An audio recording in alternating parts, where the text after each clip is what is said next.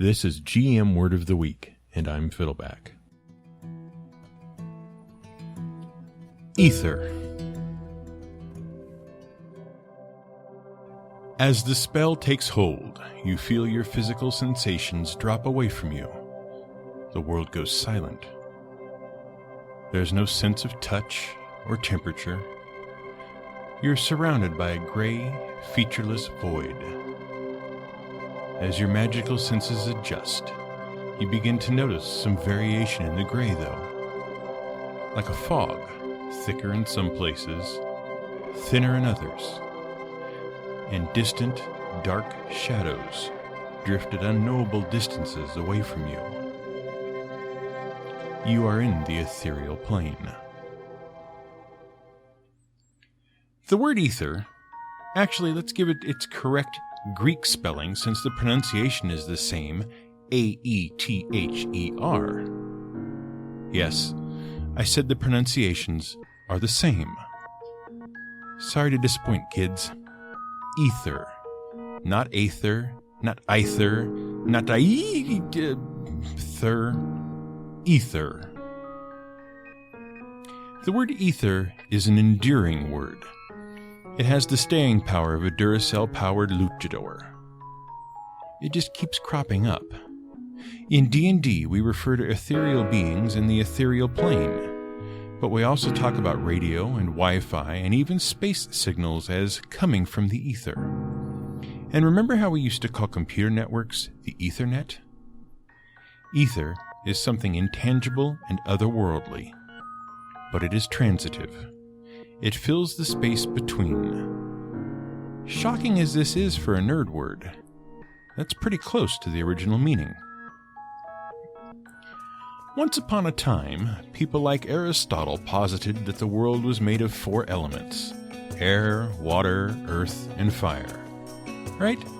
Nothing you haven't heard before. But just like in certain awesome movies with Bruce Willis and Mila Jovovich, that's Mila Jovovich, not Aether. There was actually a 5th element. The terrestrial, earthbound elements only existed below the moon. Above the moon, the heavens were filled with something, and that something was ether. See, the Greeks, like most people as we'll see, hated the idea that there might ever be nothing. There has to be something.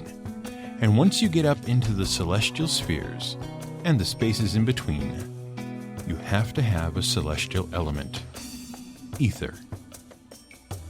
Incidentally, the Romans called ether quintessence, which roughly means 5th element. Lilu Dallas Multipass. The thing was, this celestial element was found in trace amounts among the terrestrial elements, especially the base metals like lead, iron, tin, copper, and so on.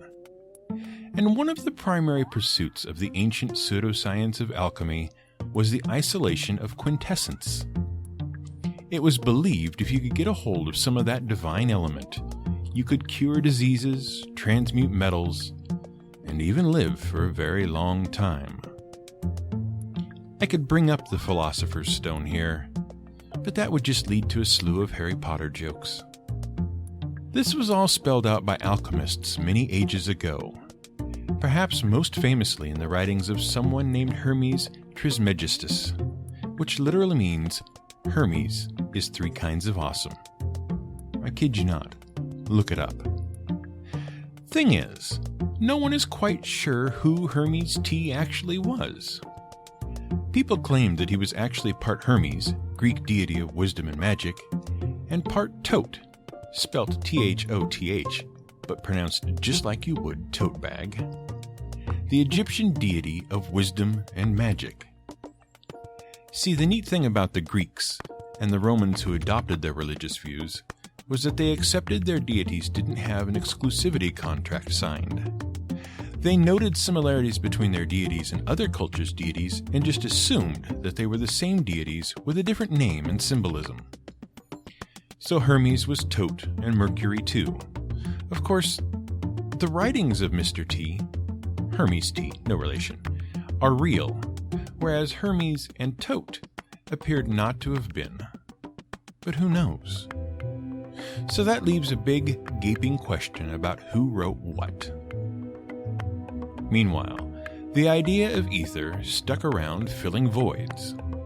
See, physicists ran into a problem when they discovered that light and electricity and magnetism and heat are all the same thing, and that they are a wave. Basically, just a vibration. Well, light and stuff has no trouble moving through space, which begs the question, just what is vibrating? Until two physicists in 1887, Al Michelson and Ed Morley, disproved it, scientists figured that there had to be something in the universe for light to vibrate. And they called that something the luminiferous ether.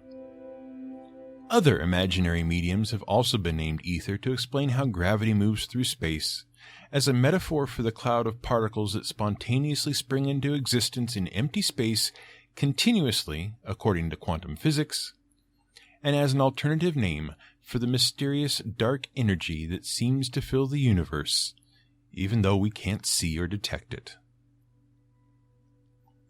So if there's one thing the history of science has taught us, it is that we refuse to believe in nothing. Everywhere we see nothing, we try to imagine there is something, and that something is ether. Now, how does this help your game? There's actually a lot of meat here. Obviously, the idea of ether as filling the void is a neat world-building element. Actually, it's so neat that D&D often feels the need to do it twice, with both an ethereal and an astral plane. And the idea of ether quintessence as the ultimate goal of alchemy could give you some great fuel for a powerful artifact.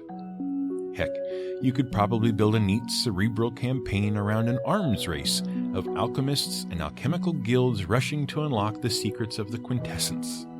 And the writings of a dude like Hermes Trismegistus could serve as the MacGuffin that touches off that adventure or campaign. And finally, you have the neat idea of cultures accepting that they all worship the same deities with different names and symbols. Actually, I want to give a shout out to Keith Baker's Eberron campaign setting, because this was one of the defining aspects of the sovereign host religion. At least in 3.5 era Eberron. But I don't give a crap about steampunk psychic dinosaur halfling pulp adventure, so I didn't follow it for long after that. If you do, more power to you. And if all that fails, just rip off The Fifth Element. It was a good movie. This has been the GM Word of the Week. It was written by the Angry GM and recorded and produced by me, Fiddleback. You can find more at theangrygm.com and madadventurers.com.